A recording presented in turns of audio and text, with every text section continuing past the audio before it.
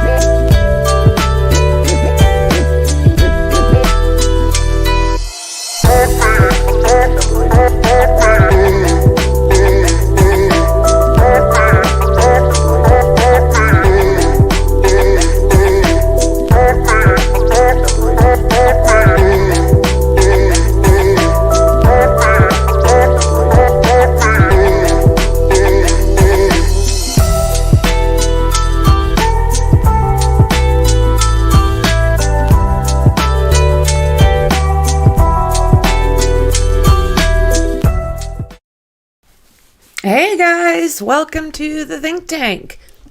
Good to see you. So we're having a heat wave here. How are you guys doing as far as your weather? Is it normal summer weather? I'm just checking to see what we are to expect. We get fairly high winds here, so it's always interesting. My son one time, the wind speed, I'm going to have to double check now because it was like 180 and literally the wind meter was on its side and that's where it stuck. I've got pictures of it somewhere. So yeah, that and we've got some storms coming, so we know why the Fibero's acting up, don't we? Don't we? Well, hello, James. Is it mild in Scotland? So I was kind of curious. We get we were just getting 38 degrees Celsius. Do you guys get that kind of heat? I am so curious about Scotland. I truly, truly am. It would be a bucket list. So Jasmine is singing, and literally they have eaten everything. I keep the little box on my desk. And that's what I got, girl.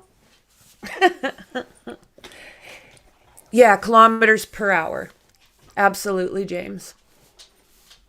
It's zesty. It literally knocks semis. If I hit that box, it's straight on and the semis end up going over. It's just wild. I've lived in windy places, but this is incredible. This is incredible.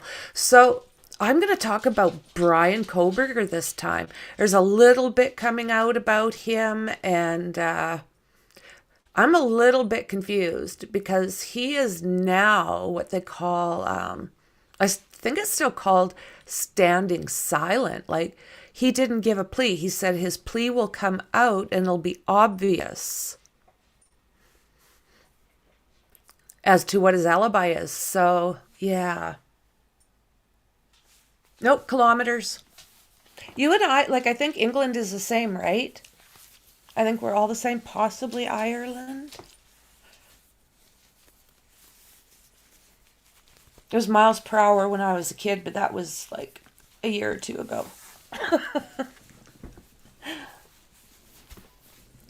Highs 20s in normal summer, a few weeks around 30. Yeah, 20s is nice. When I was a kid, honestly, this heat, I would have been all over it. I would have been outside soaking it up. But now it's oh, my chinchillas, they just don't know what to think of it. So I'm got fans going and one window that catches the wind and miles per hour in the UK, kilometer is European. Oh, is that right, eh? Okay.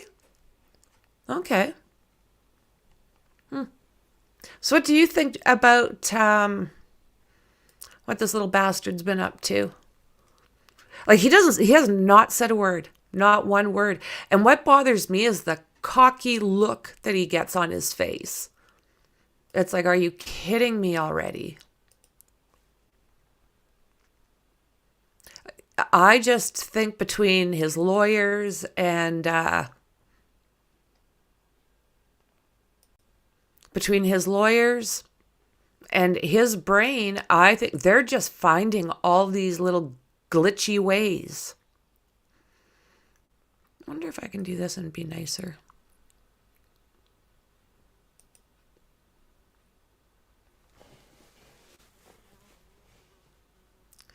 Was it Napoleon?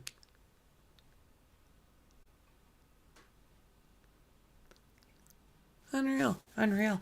Hey, Mexi and I were talking. I think I mentioned before that I've taken a bunch of Egyptology courses.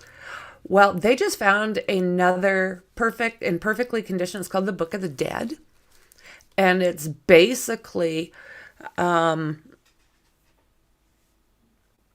it's like history telling. It's like a story, a great big long story on this, what is it called? Papyrus?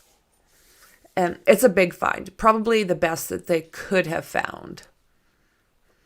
All right. Hey, so Bryan Kohberger's lawyers say they will prove he was not at the Idaho house at the time of that attack. So this is the part that confuses the hell out of me. He failed to submit an alibi to the Idaho County Court before the deadline. His lawyers maintain he was elsewhere at the time of this attack on November 30th. They said evidence supporting his alibi will be present during the trial. Who would have thought about this? This is everything that's kind of happening right now is very bizarre in this case. The whole standing silent and now not giving an alibi. So attorneys for Idaho suspect Bryan Kohberger have claimed he was not at the student's house on that night, but declined to submit an alibi. Jazzy? Jazz. So what is that? How do you do that, but decline to submit an alibi? I've heard it explained, and maybe we'll see through this. We'll get it explained a little bit more, but decline to submit an alibi. So instead, they suggest in a filing that his presence elsewhere will be proven later during cross-examination of a witness or of witnesses at his upcoming trial in October. I don't think this is going to happen. Not on that date. The state has claimed Kohberger's DNA was recovered from a sheath left behind at the scene and that a white Hyundai owned by him was seen nearby around the time. And we have seen that. The 28-year-old is accused of attacking Kaylee Goncalves, 21, Madison Mogan, 21, Zayna Kernodle, 20, Ethan Chapin, 20, at their home in Moscow, Idaho, in the early hours of November 13th. So do you guys think that it's going to happen? Look at that. You cover those eyes? Oh my God. Tales passed down from Samaria to Egypt. I love my history. I'm into Alexander the Great at the moment. Yes, it sure was lost in Egypt, wasn't it? Yeah, and it's actually Alexandria where they found this. Is it called papyrus, I think? Give me 2 seconds. Something just fell. What's going on over here? What are you guys doing? I'm supposed to be working. Kids, behave. Just behave.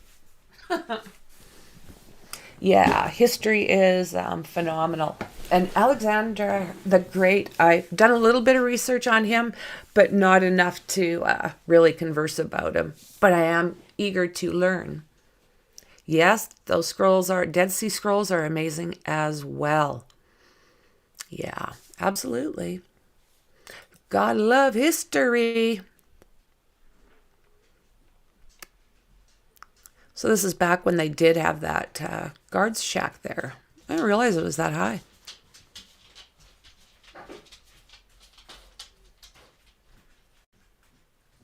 That's News Nation, so I'm just not going there. Idaho law stipulates that the defendants must submit an alibi defense to the court within 10 days of written demand of from the prosecuting attorney. When the Latah County prosecutor in this case made that request in May, Kohberger's defense team appealed for an extension on the grounds that they had not had enough time to review, all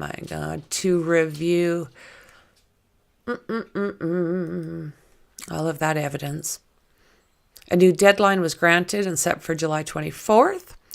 And a notice filed on Monday evening, his attorney, Ann Taylor, wrote that her client would be invoking his constitutional right to silence and would not be submitting an alibi defense.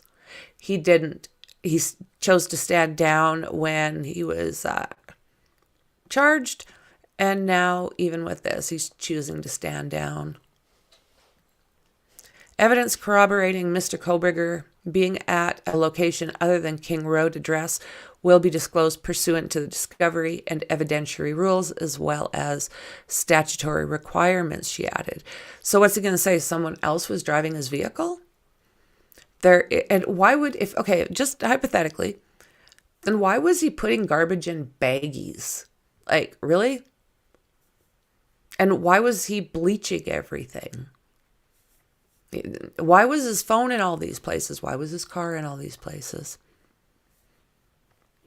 It is anticipated this evidence may be offered by way of cross-examination of witnesses produced by the state, as well as calling expert witnesses, she wrote. Last week, Kohberger's team filed a separate defense suggesting that DNA linking him to that sheath may have been planted. You see, now they're getting silly. This is where I don't like it. Now they're getting silly. Like, oh my God. And yes, there is a whole new city sitting on top of the possible site. I think they'll find a way. I do. So, hey, Dandy, Maxie. So now they're getting silly with this. Now they're starting to say things like, I was somewhere else. That was not me. They're planting things. Why in God's green earth would they plant something of Bryan Kohberger, some dude, literally, going to school that lives in Pennsylvania? Why? What would the purpose be? Like, once it starts with this stuff, where they just start fligging crap and see if it sticks, it disturbs me greatly because these cases deserve more respect. It pushes my button. What the state argument asks this court and Mr. Kohberger to assume is that the DNA on the sheath was placed there by Mr. Kohberger and not someone else during an investigation that spans hundreds of members of law enforcement and apparently at least one lab the state refuses to name, they wrote. The defense also wanted more information on how FBI uses DNA to create family trees. Like, what are they doing, guys? What are they doing? Oh, it's pushing my buttons. Hey, Perry. How you doing, friend? It disturbs me. Because now it's just looking like shady AF.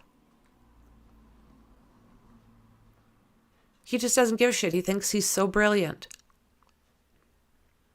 When DNA is found at the scene of a crime that does not belong to the victims, the first thing police do is run it through their own database to check if it matches the DNA of other previous offenders. This process is referred to as a short tandem repeat comparison and tests the sample against 20 DNA markers, enough to identify the person if their own DNA is already in the system, or in some cases, if the DNA of an immediate relative is in the system, a parent, sibling. Criminal affidavit that was filed in January, shortly after Kohberger was arrested, says the DNA matching the suspects was found on that sheath, recovered at the crime scene. Well, they're saying close to Maddie and Kaylee, but as it's come out, it was under Maddie Mogan. It wasn't between them, it was underneath her. So, I mean, what? Investigators closely matched DNA to the sheath, to DNA found at the trash taken from Kohberger's parents. You see, he wasn't that smart. Home in Pennsylvania, where he was arrested in December. Oh my God. It's making me think, like, as far as drama goes, probably going to be a lot of drama in this trial. But I don't like it when they're just flinging crap. It upsets me. So a traditional STR DNA comparison was done between the STR profile found on the K-bar and sheath and the defendant's DNA. The comparison showed a statistical match. K-bar, the company that made the sheath, believed to have been used in this crime, has said it has no record that anyone named Kohberger bought such an item from them, but it sells to retailers and directly to customers. Why would they necessarily have, I mean, there's not going to be a transaction with his name on it, most likely. So sources say the sheath found at the scene belonged to a 7-inch utility, which is traditionally used as a hunting tool for chopping firewood or cutting wire and rope. And that has not been found.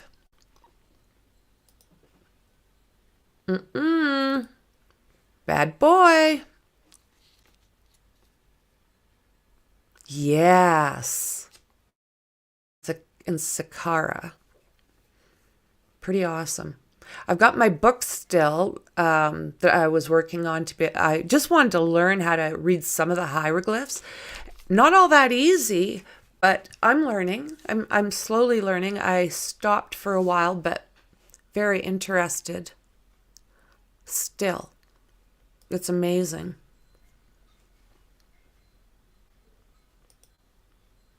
Okay.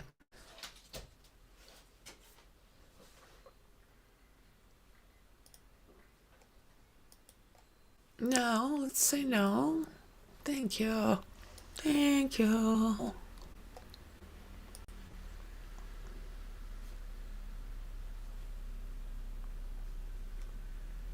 I just finished the Miami band. Is that the slayings? Only one of them survived, if I remember correctly. All right. Bryan Kohberger might claim alibi in Idaho case, court filing reveals. Let's see if we learn anything here.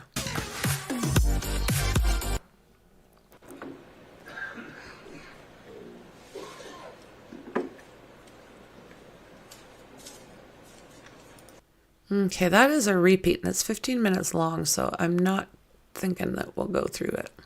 Nah. It's all repeat, friends.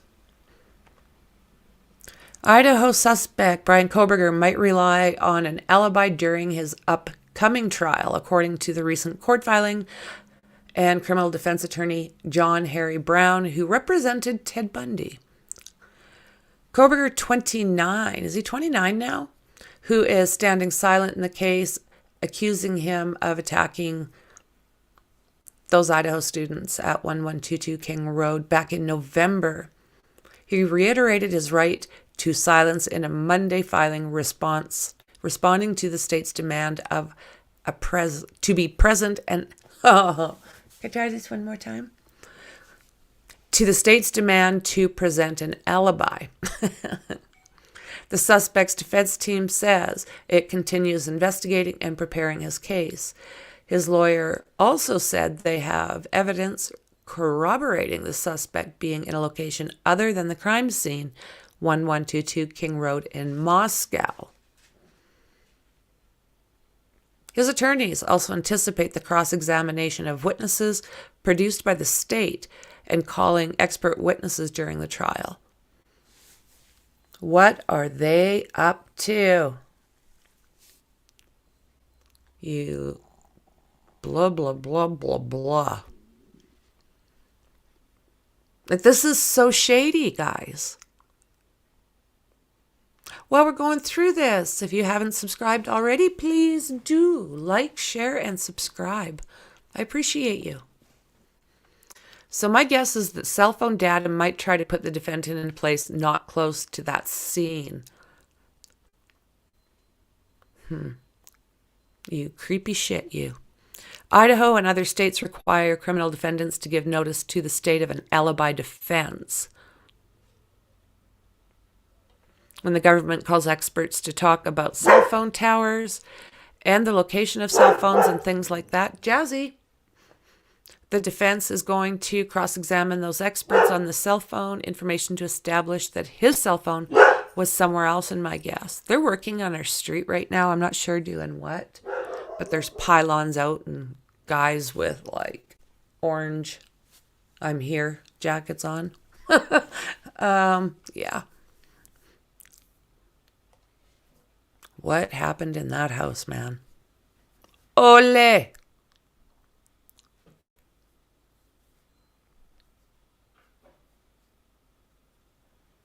Investigators determined that the phone registered to Kohberger pinged at the crime scene between 3 a.m. and 5 a.m. on November 13th, and then again around 9 a.m., roughly 3 hours before police said they received 911 call reporting the deaths, according to an affidavit.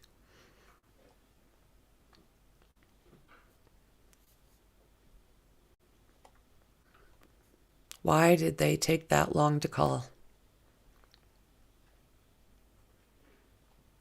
Suspect also apparently visited the King Road residence where this took place, right off University of Idaho, at least a dozen times prior to these acts. Dude. Dude.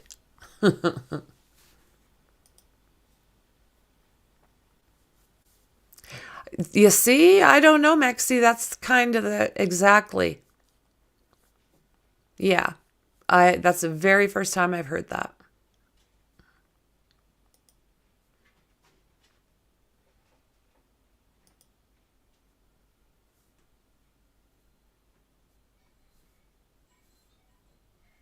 Yeah.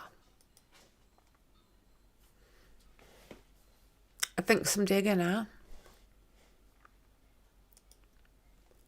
Because, yeah, first time I've ever heard that. And it's not on the probable cause. Not that I remember.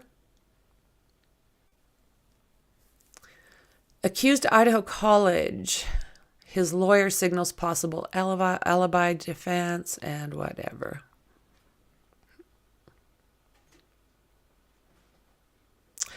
They are leaving the door open regarding whether they will offer an alibi defense to the upcoming capital trial. They are not committing to just one. What?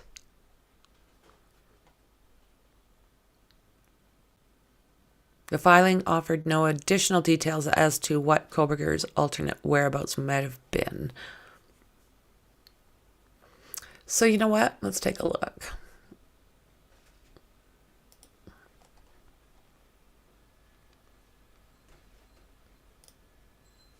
Let's go.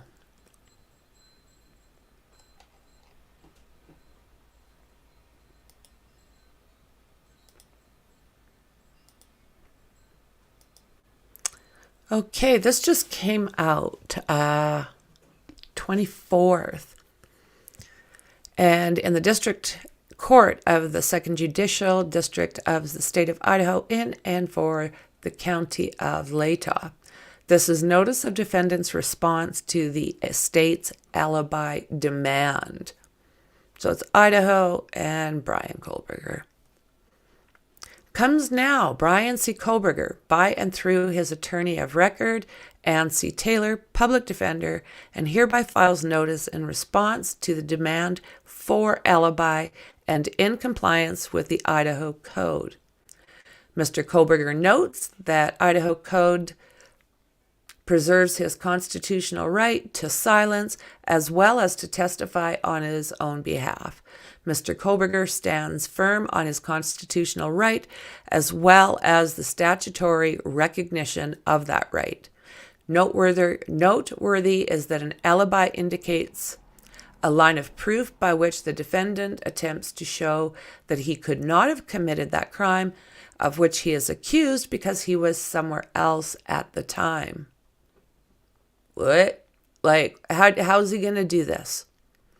A defendant's denial of the charges against him does not constitute an alibi, but as soon as he offers evidence that he was at some other place than where this crime occurred, of which he is charged was committed, he is raising the alibi defense. Mr. Kohberger's defense team continues investigating and preparing this case. Evidence corroborating Mr. Kohberger's being at a location other than King Road address will be disclosed pursuant to discovery and evidentiary rules, as well as statutory requirements. It is anticipated this evidence may be offered by way of cross-examination of a witnesses produced by the state, as well as calling expert witnesses. Signed, Ann Taylor, Public Defender. And this went out to Latah County prosecuting attorney, and it looks like these are a bunch of lawyers. So there's that. But there's also that.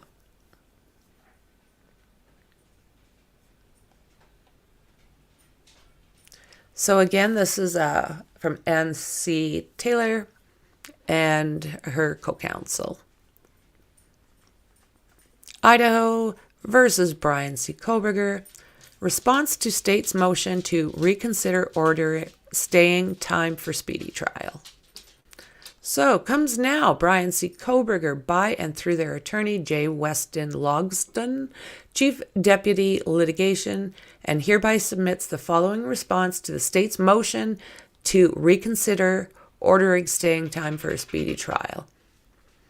The state's motion is concerned only with Mr. Kohberger, statutory right to a speedy trial, though it never makes that plain. To be clear, there is no way to read a partial waiver of a constitutional right as a full waiver. And then they give a bunch of examples. The state cites State versus Lundquist, 134 Idaho, 831 2000, wherein the court explicitly states, she's dragging her elephant around, that there is nothing wrong with a partial waiver for purpose of constitutional rights. Second, the state demands that the trial date remain where it is without a waiver of speedy trial. The state is free to take this position, but it is one with consequences. It has long been established that a state may not impose a penalty upon those who exercise the right guaranteed by the Constitution. Constitutional rights would be of little value if they could be indirectly denied or manipulated out of existence. The state brought this prosecution and did so on its own timetable. Now that timetable must abide by Mr. Kohberger's constitutional rights. The state cannot cry foul when its decision post-arrest makes an October trial date unturnable. Mr. Kohberger has a right to a fair trial, to a defense, and due process. Constitution amends he is not required to give up his right to a speedy trial in this matter because the state refuses to provide him materials as to its genetic genealogy search and chooses the protracted litigation involved with a grand jury rather than a preliminary hearing. It is particularly ridiculous that the states claim that the public has some stake in forcing Mr. Kohberger to either abandon his constitutional rights to defend himself or permit this case to carry on as indefinitely as the state wishes. Either the public wants its trial in October or it does not. This state's position on waiver of speedy trial is its own. The public is to take any interest in this situation at all. It should be to wonder at the cavalier attitude Oh, the government has towards one of its fundamental rights secured to our citizens. This is J. Weston Logston with a very sharp tongue. Like, whoa, buddy. Well, we're going to have to see how that turns out, right? Unreal, guys. Unreal. I've just never heard of such a thing. Oh, my goodness. And that would be a hard argument since I already have Bryan is an expert patch for the DNA profile. Match? Yeah, he is. I mean, so now what they're trying to say is, yeah, it's probably there with his DNA, but he didn't put it there. He was somewhere else and someone is setting him up. I mean, do what you have to do, but I just find it super, super disturbing that games start. And I mean, this early, we're not even to trial, and the games have begun.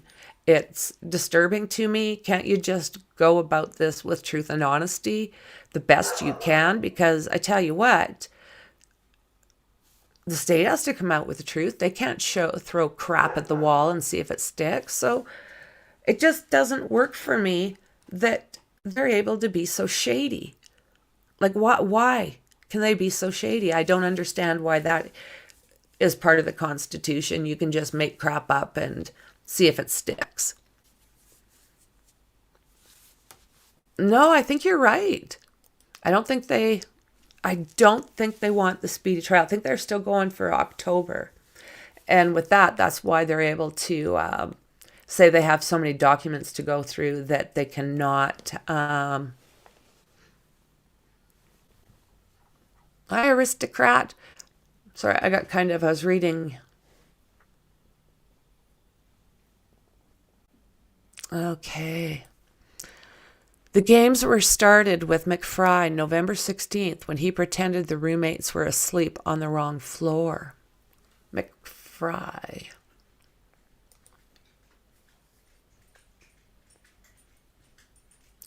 Yeah, I think with him saying he's not going for the speedy trial, I think they're just going to say that they're overwhelmed and whatever comes out, they'll decide what a good alibi is at that time, because I have seen nothing as far as documentation that says anything along that phone being active between 3 and 5 in that area. And I'm still not understanding why they can just throw stuff out. Why can't it just be based on honesty? Oh, you are so right, friend. He's smart. If he says nothing, nothing can be used against him, and the defense keeps their defense plan to themselves. Absolutely. But, it doesn't that seem shady? Or is it just me? And welcome. By the way, welcome.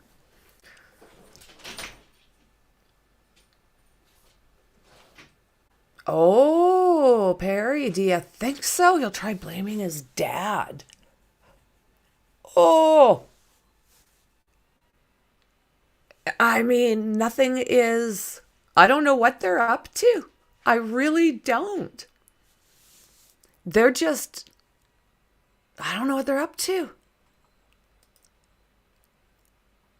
It blows me away. I just have never seen this before. I guess that's why I'm finding it so surprising, is I have literally not seen anything like this before. Blows me away. So I'm going to take another look here and see if there's anything else that I can show you guys before I jump off.